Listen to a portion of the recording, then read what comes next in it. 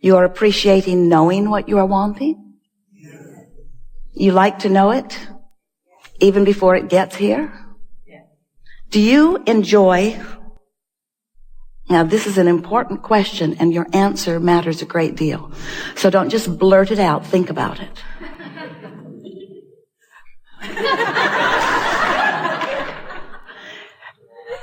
Do you like the journey on the way to what you're wanting? Yes. Even though the whole time you're on your way, you're not there. No more important question or answer ever to consider, because you are always, and we mean always, going to be on your way to something more. And if the not enoughness, because I'm not there-ness, is so powerful within you, then you mute your vibrational output. Not only do you slow the journey down so that it takes longer to get to where you think you want to be, but you're not having any fun along the way, because the absence of what you want is so punctuated within you. So when we ask you, we really want you to think about it. Are you enjoying the journey from where you are to where you want to be as you move through that it isn't here yetness? Because that really is what the art of allowing is about. It's about knowing that you are your own point of attraction, that how you feel is everything, because how you feel is the indication of the vibration that you're offering, and the vibration that you're offering is everything about what you're letting in. Most of our physical friends don't realize that when you ask, it really is given, that in the simple realization that you want something, that doorways open, pathways light up, all kinds of non-physical help comes into being, all kinds of circumstances and events and rendezvous, vibrational rendezvous take place in the moment that you come into contemplative awareness of something that you want. If you could see an aerial view, you would never again worry, because in the slightest wish or hope, and certainly in those stronger desires, pathways light up that are so vivid that those of us who are aware of these pathways wonder why any of you would ever worry. And then we remember that the reason you worry is because you can't see the path. So we want to make you aware of it. We want you to feel the path even if you can't see it. Esther will say to us from time to time, well, light it up a little brighter, will you?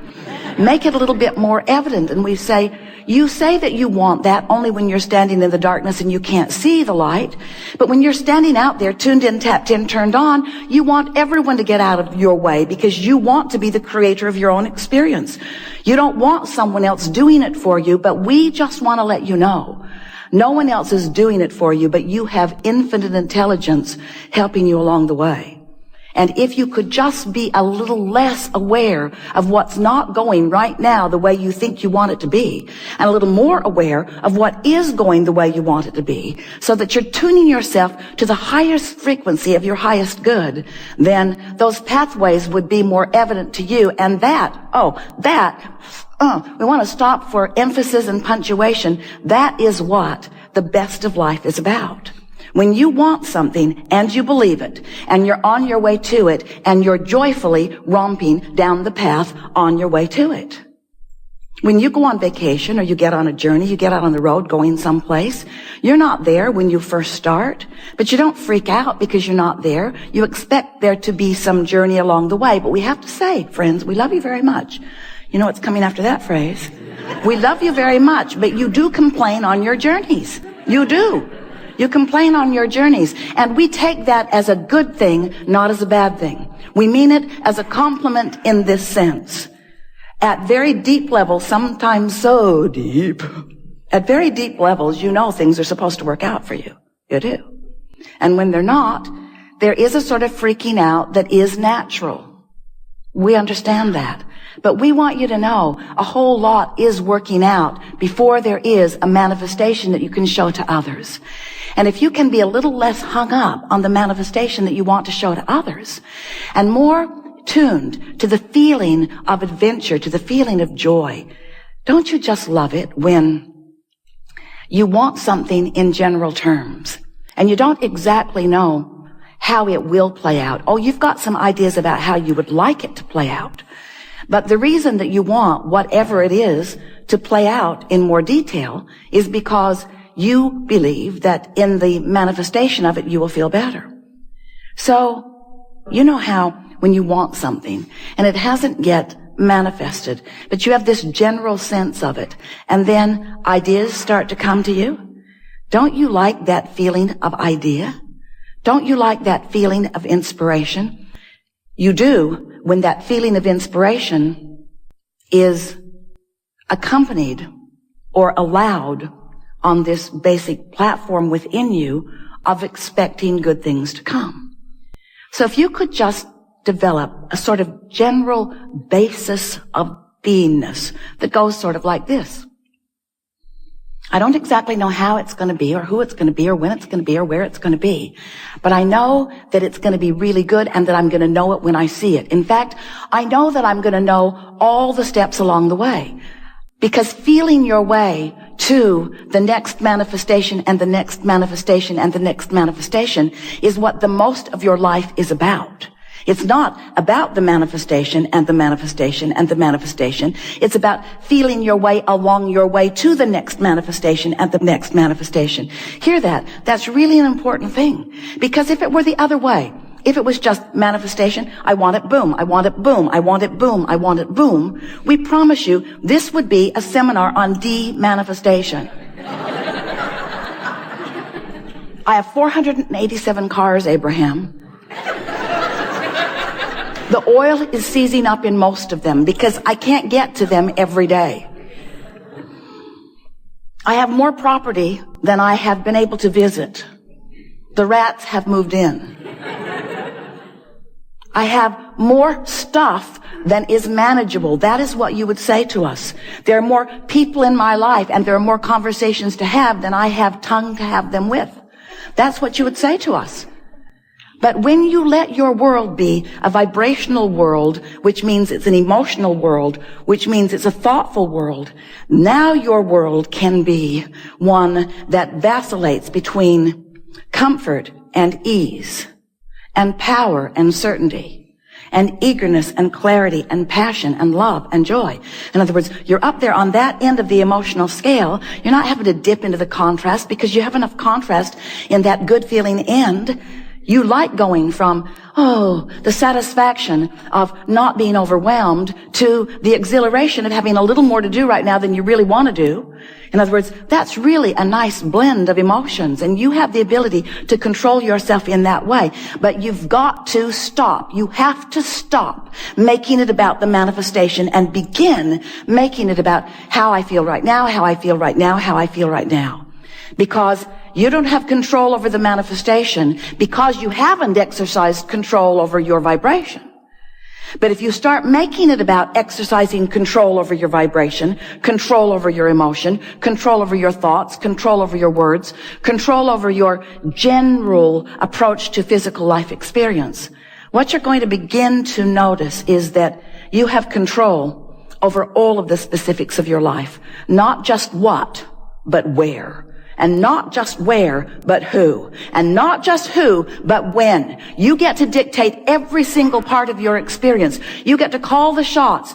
You are the only one that ever calls it in, and you're the only one who ever holds it out and keeps it from coming. So do you have any idea? We do. And we're not mocking you. Well, a little. Do you have any idea how many experiences you have called to you that you're not allowing to flow with the ease that is possible? And do you know the one reason why you're not allowing these things, experiences, people, places, events, circumstances, dollars to flow to you in the way that you want? It's because you are fixated on the observation of what is. And you are letting the absence of what you want in your what isness dominate your vibration, set up a vibrational field that holds it apart. So you've got this pull, push, pull, push, pull, push thing going on. I want it, but I want it now, and I want it yesterday, and I want it so much, and the not having of it has me upset. That's basically what your vibration, most of you, we love you so much, But we thought you might like to start this new year off knowing how to create your own reality. Because nobody else is creating your own reality, you see. That's why it's called your own reality.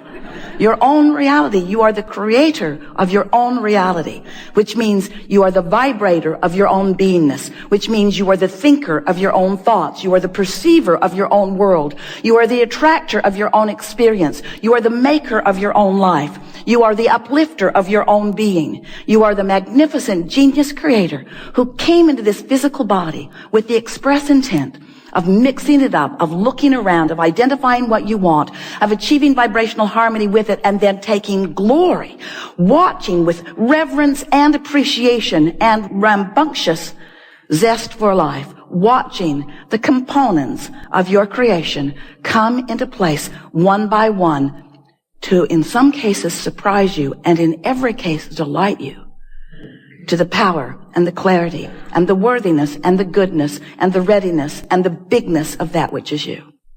We love visiting with you. We like so much a group like you gathering together, people all around the world. We're pleased that you're there too. Listening to our rampage of appreciation of the life that you are living. Your life that you are living. But you can't live your life without those like us benefiting from your exposure to your life. Because when you look around and you have experiences and you revel with delight in some of them and you shudder in discomfort at others, in every case, whether you are cringing or applauding, you are focusing energy that is creating worlds. And as you do that, we're all in on it. We get to participate with you. That thrill that you have is our thrill that you are interpreting. But when you feel bad, that's you interpreting the absence of us. Absence isn't the right word because we don't go away. It is your pinching yourself off from the vibration of your source. That is really what negative emotion is. So have you been listening to us for a while? You know about vibration? Pretty much. You understand that law of attraction is the engine that manages all of this, and that it is tuned to vibrational frequencies? Do you understand that everything has a vibrational frequency? Do you understand that your manifestations that will soon manifest have vibrational frequencies? And that if before it manifests, you achieve vibrational harmony with the frequency of it, then it comes to you faster.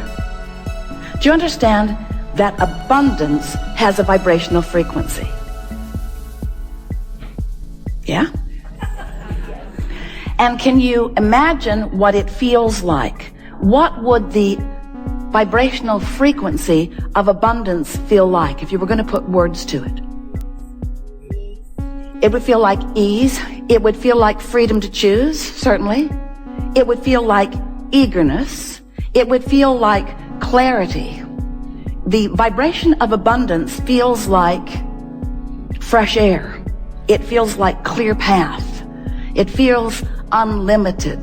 It feels always flowing. It feels abundant, abundant, abundant, meaning never ending, always flowing. It doesn't feel pinched off, and it doesn't feel like jealousy, and it doesn't feel like worry, and it doesn't feel like fear. It feels like fun. It feels like sureness. It feels like certainty. So let's say that you're standing in a what-isness of less abundance than you want. If you can take your attention away from your perceived manifestation of not enough, and you can focus upon something else that feels like fun or something else that feels unlimited. In other words, you can use subjects other than the subject of money, which may feel like not enough every time you think about it. You can focus upon other things that feel like fun, that feel unlimited, that feel like clarity, that feel like fresh air. You can practice the seed vibration of abundance by staying off the subject if the subject calls something different from you. You see what we're talking about? A while back we said, if you're working on abundance, if abundance is something that is important to you, then take money out of the equation.